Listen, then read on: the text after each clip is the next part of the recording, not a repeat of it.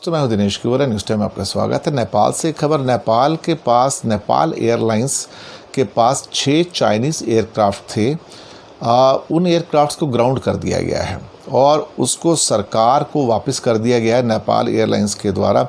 उन्होंने कहा कि ये एयरक्राफ्ट, छोटे एयरक्राफ्ट जो हैं, हमको कोई फ़ायदा नहीं दे रहे हैं और ये हमारा एक्चुअली बहुत नुकसान कर रहे हैं। इसमें 2 एयरक्राफ्ट जो थे ट्विन ऑटर एयरक्राफ्ट हैं जो डोमेस्टिक फ़्लाइट्स के लिए थे, सारे डोमेस्टिक के लिए थे, लेकिन अभी वो 6 एयरक्राफ्ट वापस कर दिए गए हैं सरकार को कि आपको जो इसको करना है करो।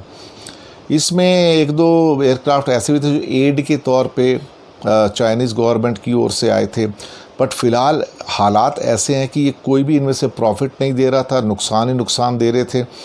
इसके पीछे और भी बहुत सारे कारण बताए गए हैं।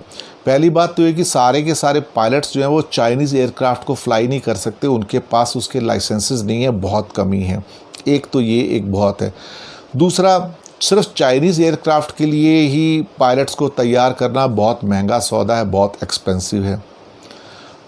तीसरा ये है कि ये एयरक्राफ्ट जो दूसरे यूरोप से एयरक्राफ्ट आते हैं या ब्राज़ील से, अमेरिका से आते हैं, बाकी देशों से आते हैं, उनके मुकाबले कॉस्टली हैं, महंगे हैं।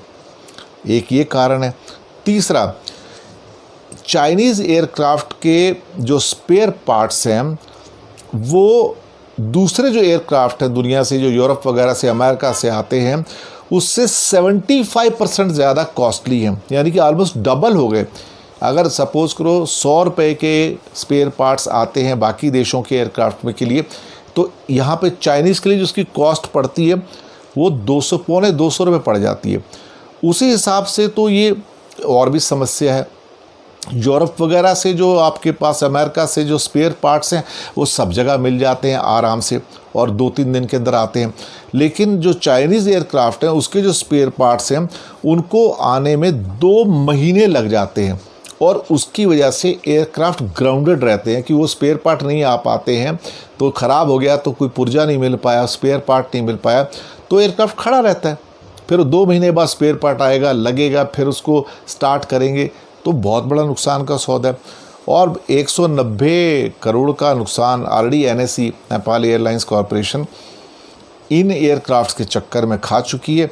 अब इनको गवर्नमेंट को सौंप दिया गया है, आपको जो करना है इनका करो, क्योंकि ये इतना महंगा सौदा है कि चाइना से एयरक्राफ्ट लेने का मतलब सिर्फ नुकसान ही नुकसान है।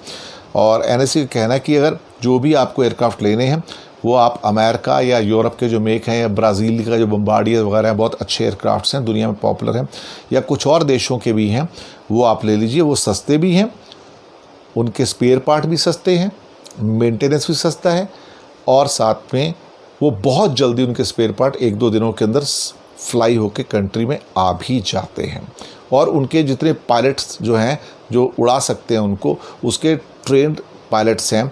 और चाइनीज़ के लिए तो अलग किस्म से लाइसेंसिंग होता है, तो उसके लिए एक्सपर्ट ही नहीं मिल पा रहे, पायलट्स ही नहीं मिल पा रहे फ्लाई करने को, तो ये बहुत बड़ी दिक्कत आ रही है। तो अल्टीमेटली नेपाल एयरलाइंस कॉरपोरेशन परेशान हो गई थी इनसे, उन्होंने ग्राउंड करके 6 के 6 एयरक्राफ्ट वापस कर दिए। सरकार को आपको जो करना है इसका करो, चाइना को वापस करने तो वापस कर दो, अभी हमारे किसी भी काम के नहीं हैं। शुक्रिया आपका हमारे साथ बने रहने के लिए।